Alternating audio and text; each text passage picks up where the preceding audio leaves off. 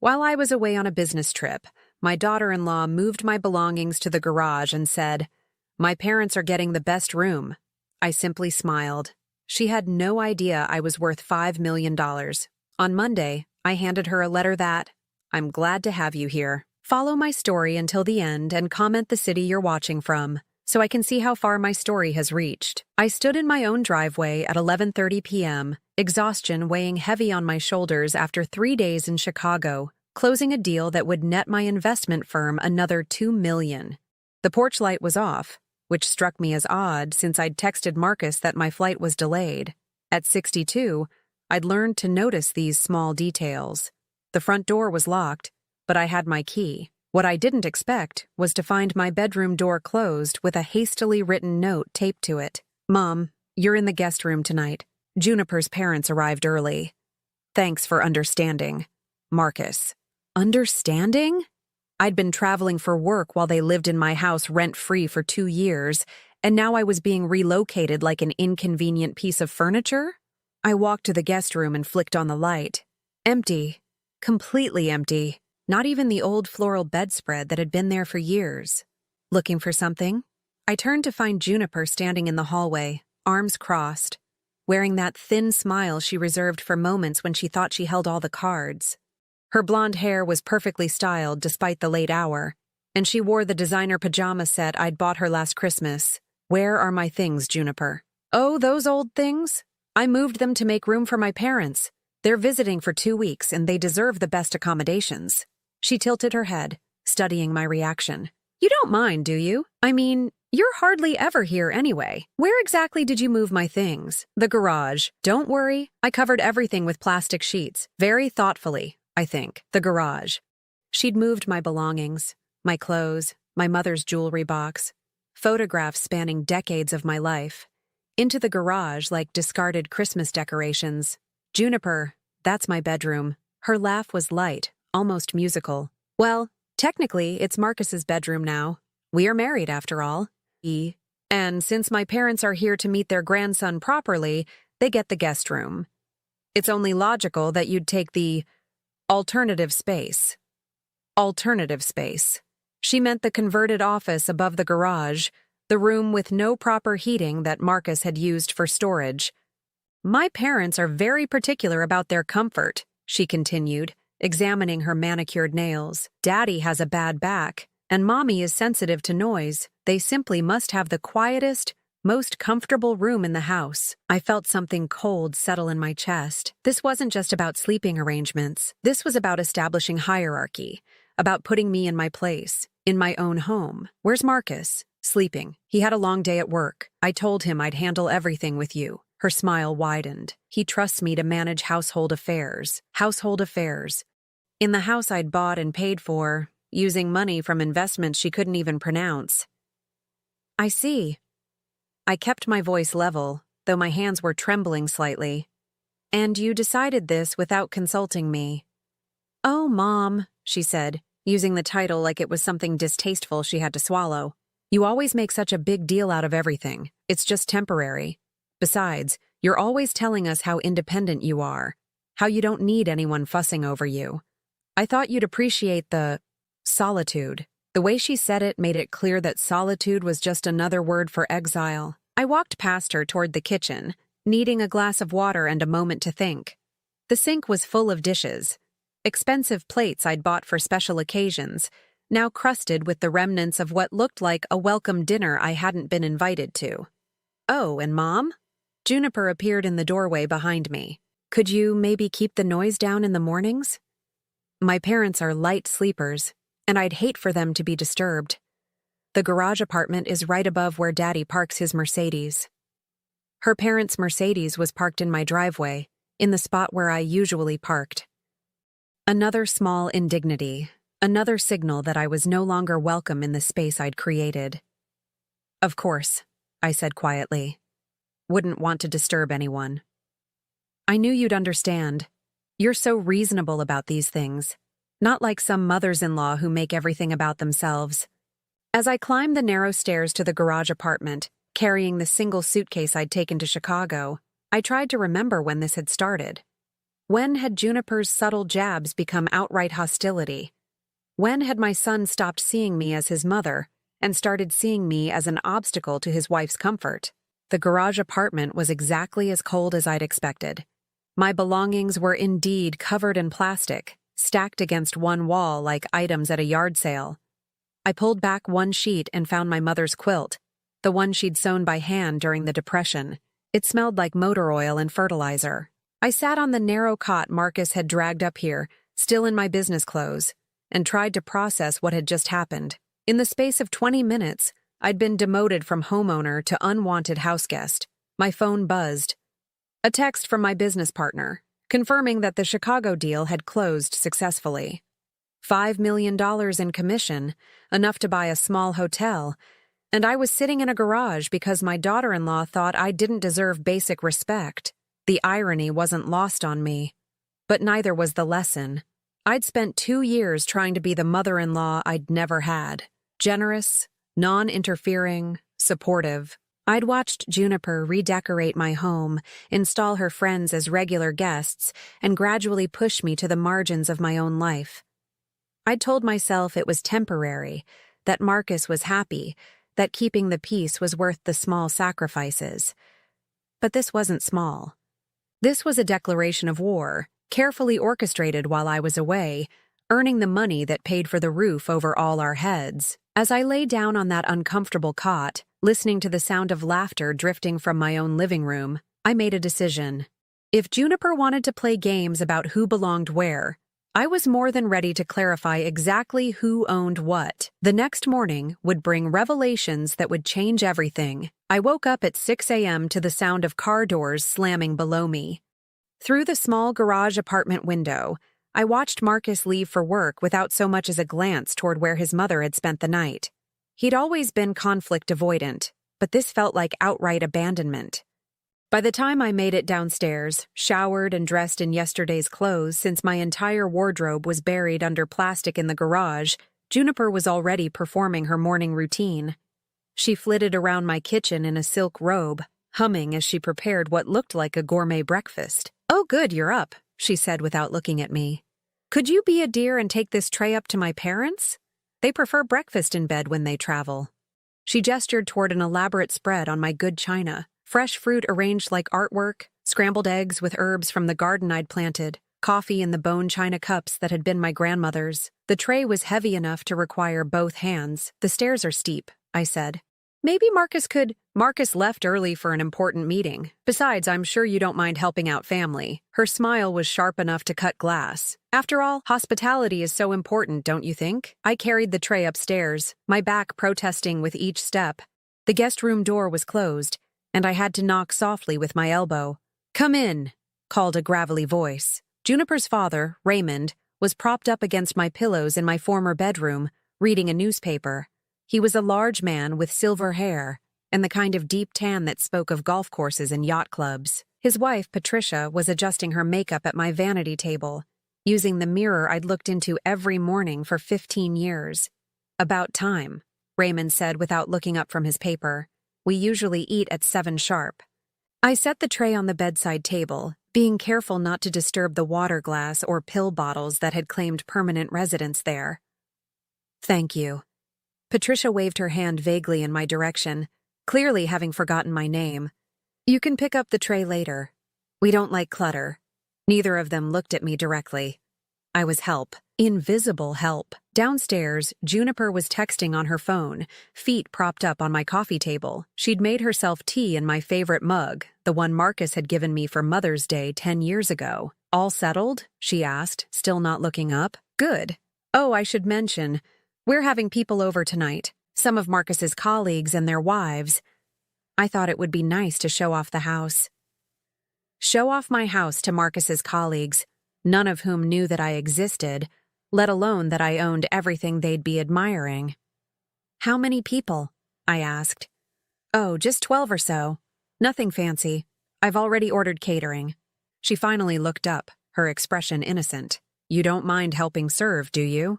It would mean so much to Marcus to have everything perfect for his career. Helping serve? In my own home, at a party I wasn't invited to attend as a guest." "Of course," I said. I'll do whatever needs to be done. Wonderful. You're such a team player, Mom.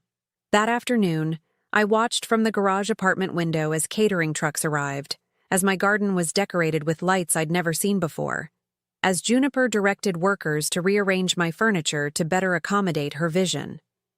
She'd transformed my home into a stage set, and I was apparently cast as the help. When evening came, I was handed a black dress, one of mine, retrieved from the garage storage, and told to make myself presentable. The dress smelled like motor oil, but I put it on anyway. The party was in full swing by 7.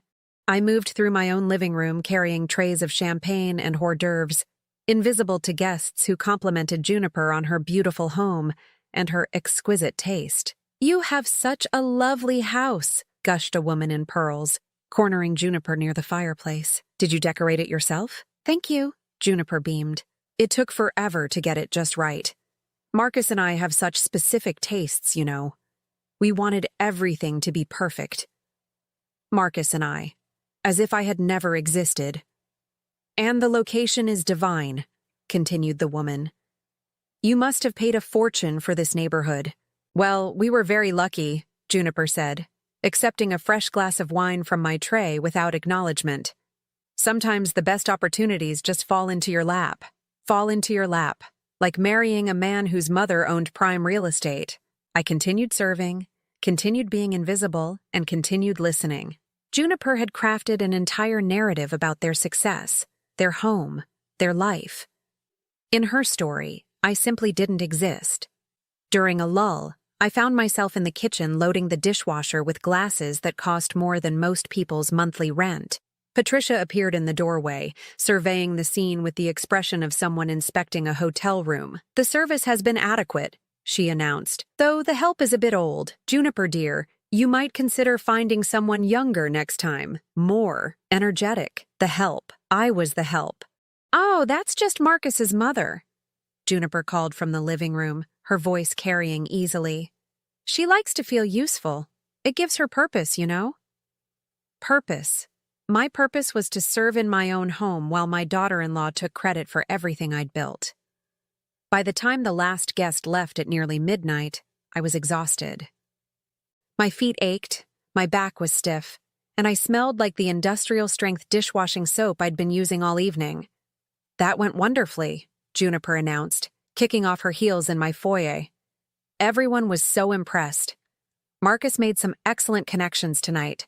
She stretched like a satisfied cat, then turned to me with that same bright smile. "Be a dear and finish cleaning up, would you? My parents have an early flight tomorrow, and I want everything perfect for their last morning. You understand?" I understood perfectly. I understood that I'd been played, manipulated, and systematically erased from my own life. I understood that Juniper saw me as nothing more than free labor and an inconvenience to be managed. But most importantly, I understood that it was time to stop playing the role she'd assigned me. As I wiped down counters in my own kitchen at 1 a.m, surrounded by the detritus of a party celebrating a life I'd financed but wasn't allowed to live, I made my second decision in 2 days. Tomorrow, I would make some phone calls. It was time to remind everyone exactly who owned what and who had been getting charity from whom. The performance was over. The real show was about to begin.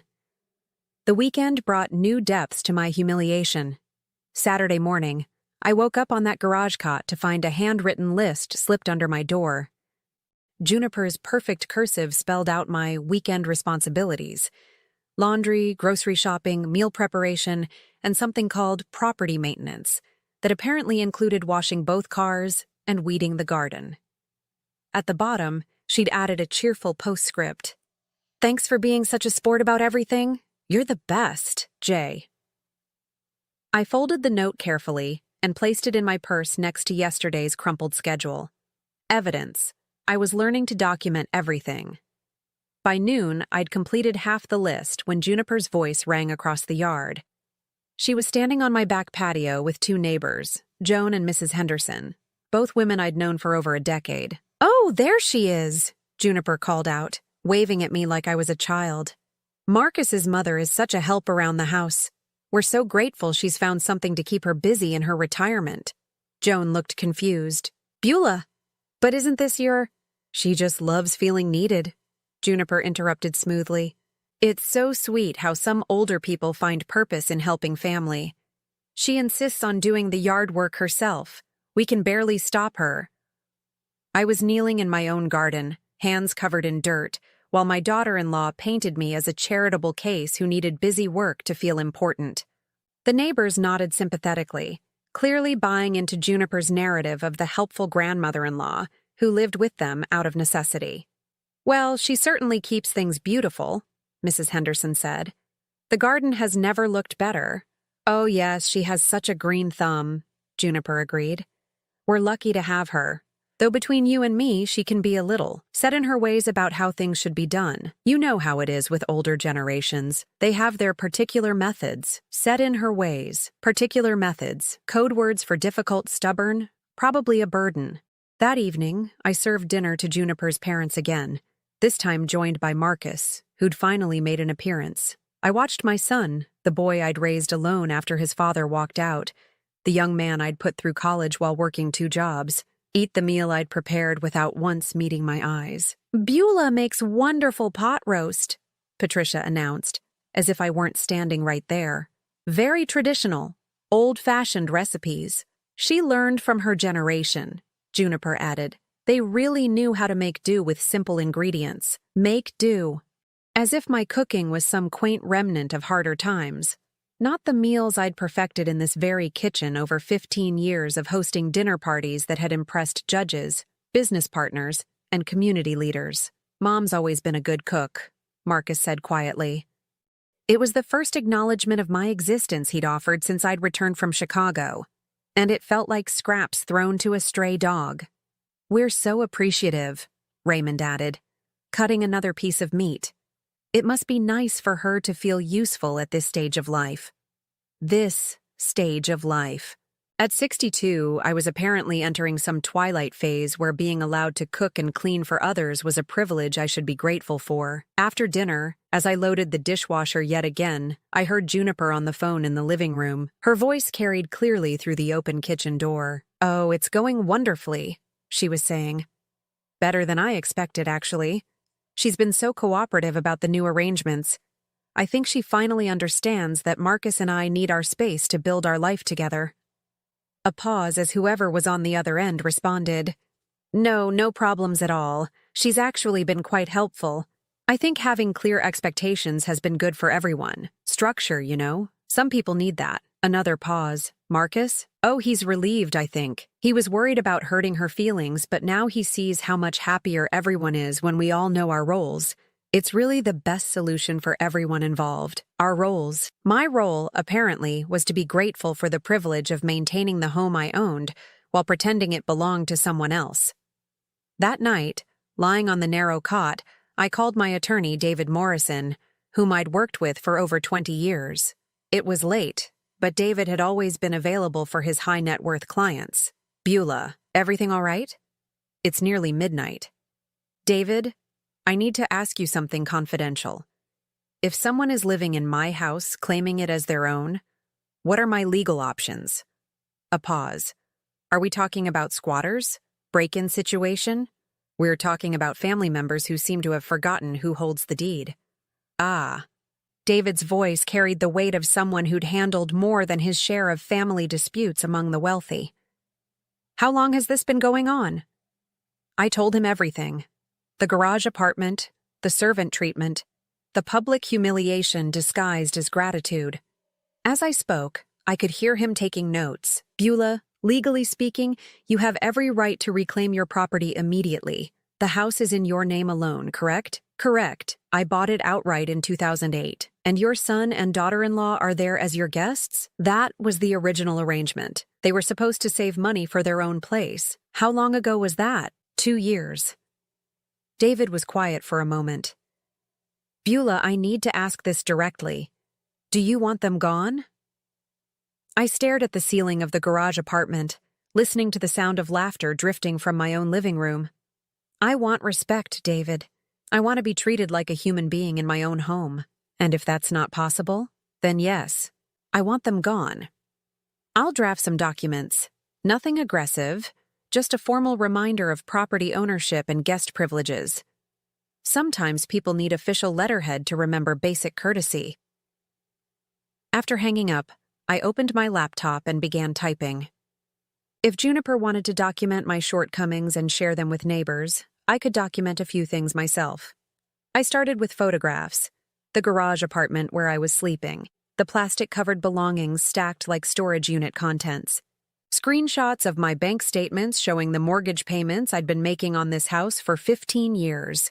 Then I documented the weekend's interactions: Juniper's list of chores, photographed with my phone, voice memos recorded on my daily walks, capturing my thoughts and observations while they were fresh, a detailed log of every meal I'd prepared, every cleaning task I'd performed, every dismissive comment I'd endured.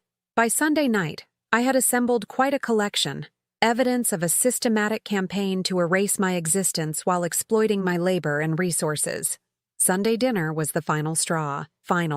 Juniper had invited Marcus's colleague Paul and his wife over, ostensibly to continue networking from Friday's party. I was, once again, designated as kitchen help. "This is such a lovely home," Paul's wife Sandra said, as I served coffee in the living room.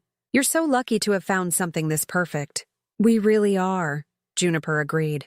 "The neighborhood is so established, and the house has such character. Original hardwood floors, crown molding, that gorgeous garden. It took us forever to find exactly what we wanted. Us, we, the pronouns that erased me completely. The previous owners must have taken excellent care of it," Sandra continued. Juniper laughed lightly. "Oh, there was only one previous owner, an elderly woman who'd lived here for decades. She kept everything very traditional. We've been updating things gradually, putting our own stamp on it. An elderly woman. I was the elderly woman, spoken of in past tense as if I'd died or moved to Florida. In Juniper's version of reality, I was a previous chapter that had been closed and forgotten. It must have been expensive in this market," Paul commented. "Well," Marcus spoke up for the first time, "we were very fortunate with the circumstances. Sometimes opportunities present themselves. Opportunities, that's what I was. An opportunity that had presented itself." As I cleared dessert plates, listening to Juniper hold court in my living room about her decorating choices and future renovation plans, I made my final decision. Tomorrow was Monday. Tomorrow, David's documents would be ready. Tomorrow, the opportunities would start presenting themselves to me. I spent Sunday night organizing everything into a neat folder: photographs, recordings, financial records, and a detailed timeline of events since my return from Chicago. If this was going to be a legal matter, I would be prepared. But more importantly, I was mentally prepared. The hurt was crystallizing into something sharper, more useful. Anger, yes, but also clarity. I'd spent 62 years being reasonable, accommodating, putting other people's comfort before my own dignity. I'd raised a son to believe that kindness meant accepting whatever treatment others deemed appropriate. It was time for different lessons. It was time to teach my family what consequences looked like when you mistake generosity for weakness. The documentation phase was complete. Monday would begin the education phase. Monday morning arrived gray and cold, matching my mood perfectly. I'd barely slept, listening to the sounds of my own house settling above me like a constant reminder of where I wasn't welcome. By 7 a.m., I was dressed and sitting in my car in the driveway, watching Marcus leave for work without so much as a glance toward the garage. David's office was downtown, occupying the top floor of a building that had housed successful attorneys for over 50 years. I'd been here many times to sign documents, review investments, update my will, never for anything like this. Beulah. David stood as his secretary showed me in. At 68, he'd been handling delicate family matters for longer than most people had been alive. His expression was carefully neutral, but I caught the concern in his eyes. "I have everything ready." He handed me a thick manila envelope. Inside were 3 documents: a formal notice of property ownership, a 30-day notice to vacate, and what David called clarification of living arrangements. The first document simply states facts, he explained: property ownership, mortgage history, legal residence. The second gives them 30 days to find alternative housing. The third offers them the option to remain as tenants with a formal lease agreement and monthly rent. I read through each page carefully. The language was precise, professional, and absolutely devastating.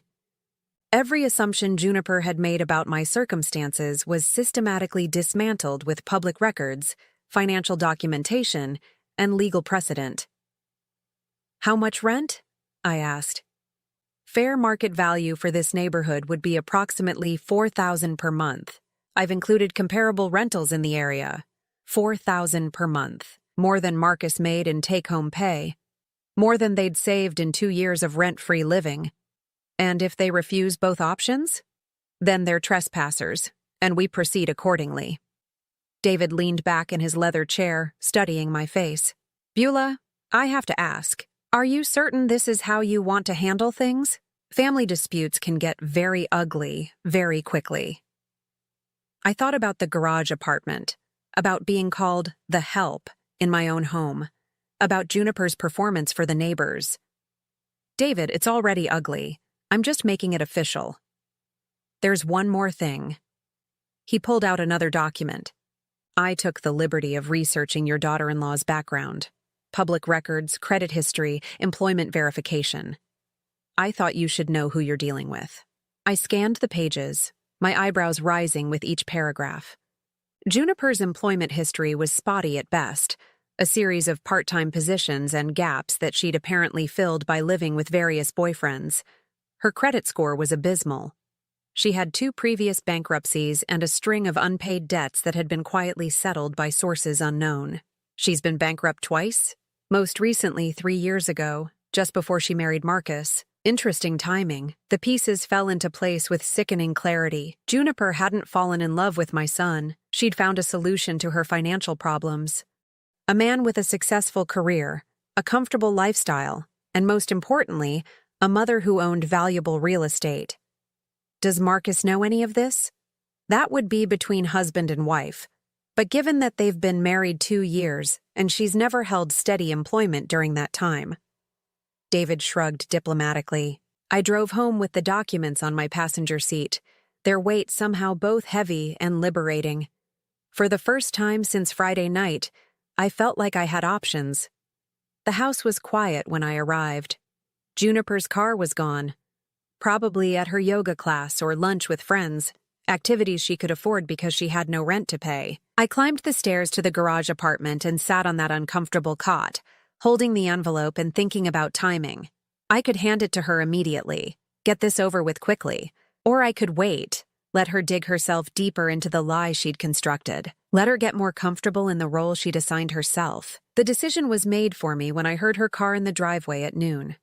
I watched from the window as she got out carrying shopping bags from expensive stores, humming as she walked toward the house with the carefree air of someone whose biggest concern was which restaurant to try for lunch.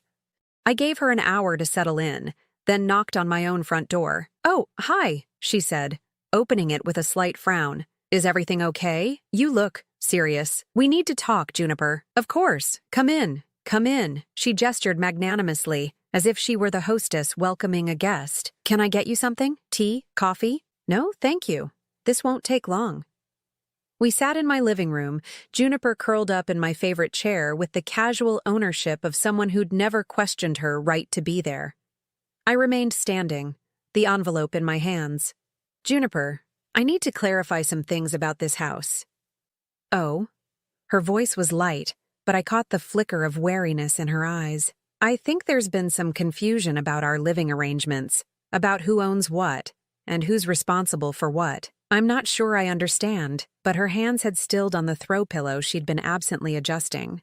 I opened the envelope and pulled out the first document. "This is a copy of the property deed for this house. As you can see, my name is the only one on it. I am the sole owner of this property." Her eyes scanned the page, and I watched the color slowly drain from her face. "I've been paying the mortgage, taxes, insurance, and maintenance on this house for 15 years. Marcus and you have been living here as my guests." "Well, yes, but this," I continued, pulling out the second document, "is 30 days' notice to vacate the premises. You and Marcus have until the end of this month to find alternative housing." The silence that followed was deafening. Juniper stared at the papers in her hands as if they were written in a foreign language. "You can't be serious," she finally whispered. "I'm completely serious. However," I pulled out the third document, "I'm not unreasonable. If you prefer to remain here as tenants, I'm prepared to offer you a standard lease agreement at fair market rent." "How much?" Her voice was barely audible. "$4,000 per month, plus utilities." She looked up at me with an expression I'd never seen before. Not the smug superiority, not the condescending sweetness. This was raw panic. "We can't afford that." "Then I suggest you start looking for somewhere you can afford." But this is our home. Marcus grew up here. We've been living here for 2 years. As my guests who have apparently forgotten their manners." She stood up abruptly, the papers scattering to the floor. "You can't do this. Marcus won't let you do this. Marcus is 35 years old. He doesn't get to let me do anything with my own property. This is about the bedroom thing, isn't it? About my parents visiting?" Her voice was rising, taking on a shrill quality I'd never heard before. "You're throwing us out because I hurt your feelings?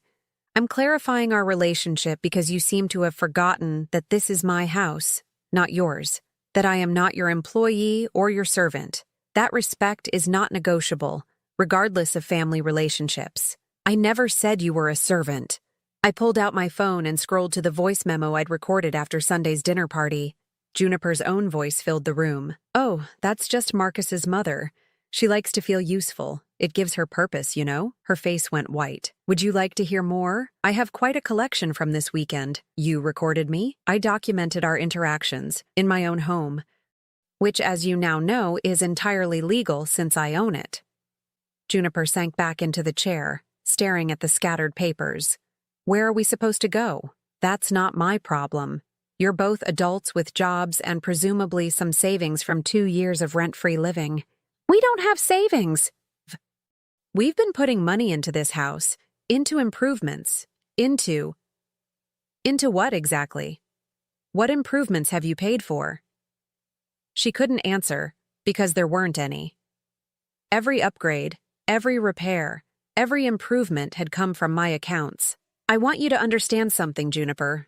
I've worked my entire adult life to own this home. I've invested wisely, saved carefully, and built a life that allows me to be generous with people I care about. But generosity should never be mistaken for weakness." I gathered up the papers and placed them neatly on the coffee table. "You have 30 days. I suggest you use them wisely."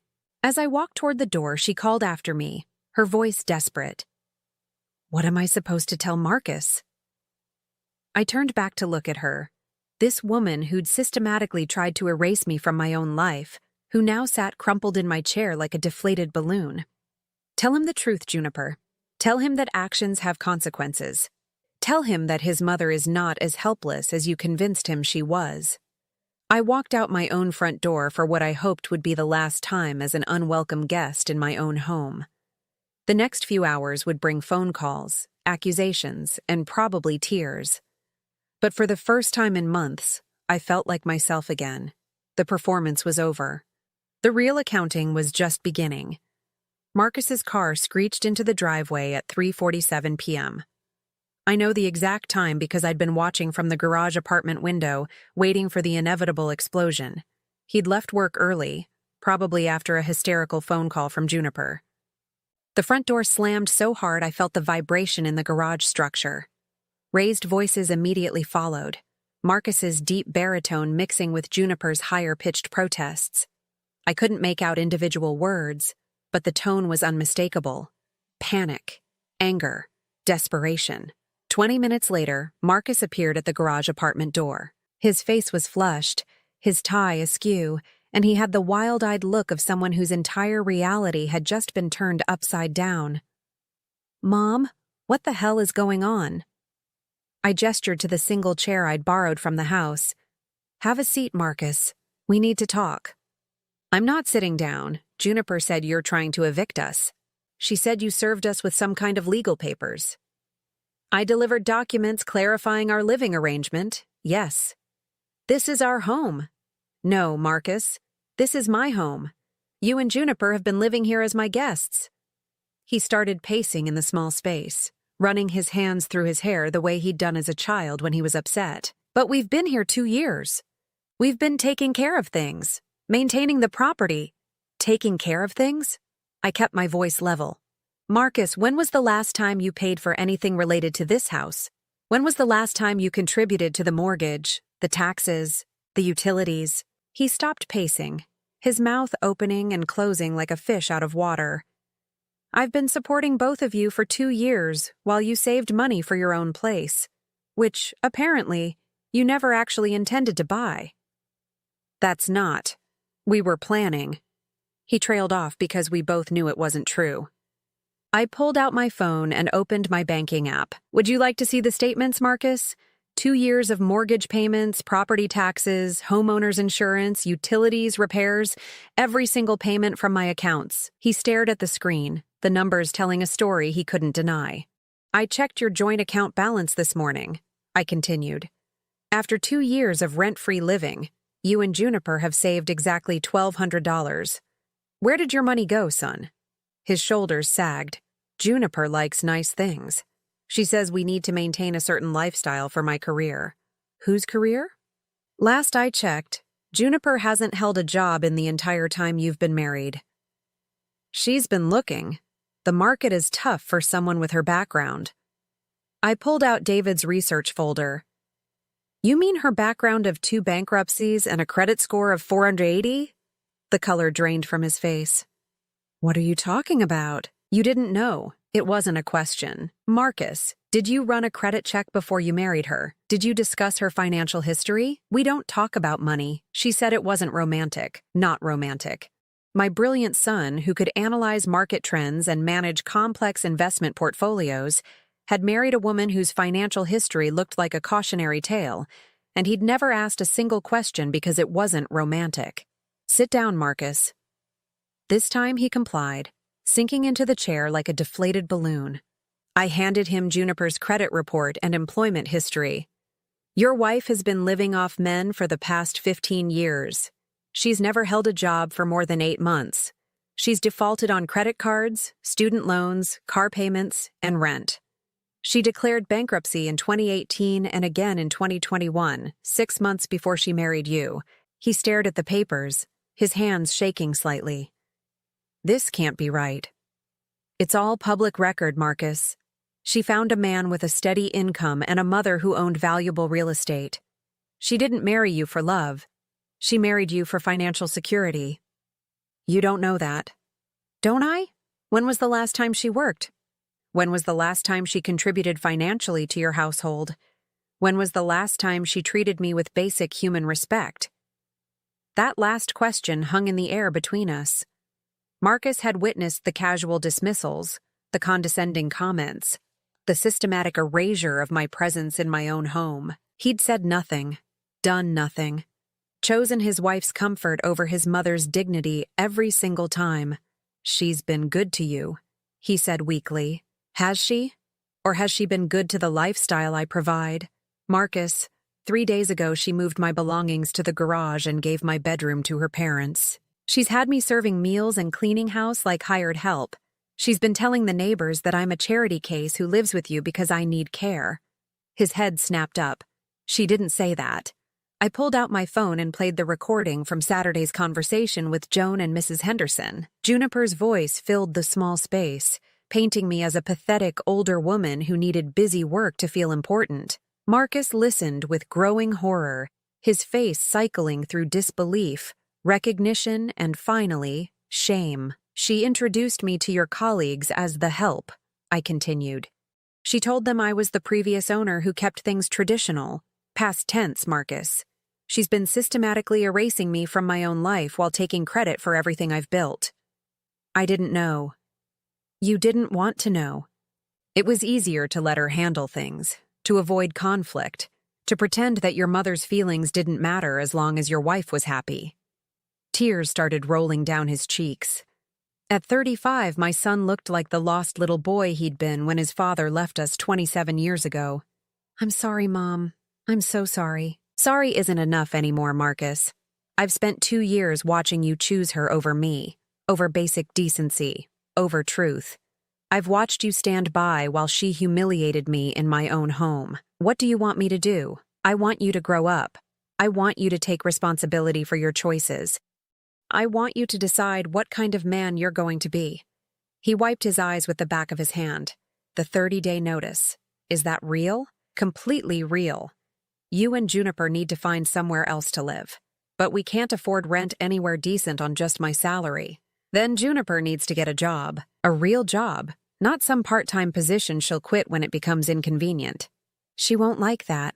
Marcus, listen to yourself. You're a grown man worried about whether your wife will like the idea of contributing to your household expenses. What exactly does she bring to this marriage besides expensive tastes and bad debt? He couldn't answer, and that was answer enough. There's something else you need to know. I pulled out the final document from David's folder. I've been updating my will. As it currently stands, everything goes to charity. You're no longer my heir. The words hit him like a physical blow. Mom, no, please. I'm not doing this to punish you, Marcus. I'm doing it to protect assets I've spent my entire life building from someone who has proven she'll destroy anything she can't control. If you leave her, we'll revisit the situation. But Marcus, you need to leave her because it's the right thing to do, not because of my money. He sat in silence for several minutes, staring at the papers scattered on the small table between us. Outside, I could hear Juniper's voice on the phone, probably calling her parents or friends, spinning some version of events that cast her as the victim. She's going to fight this, he said finally. I'm counting on it, because when she does, she'll show you exactly who she really is. And if I choose her, I met his eyes. This man I'd raised alone, worked multiple jobs to support, sacrificed everything for. Then you'll have chosen someone who sees me as an obstacle to be removed rather than a person to be respected. And I'll know that I failed to teach you the difference.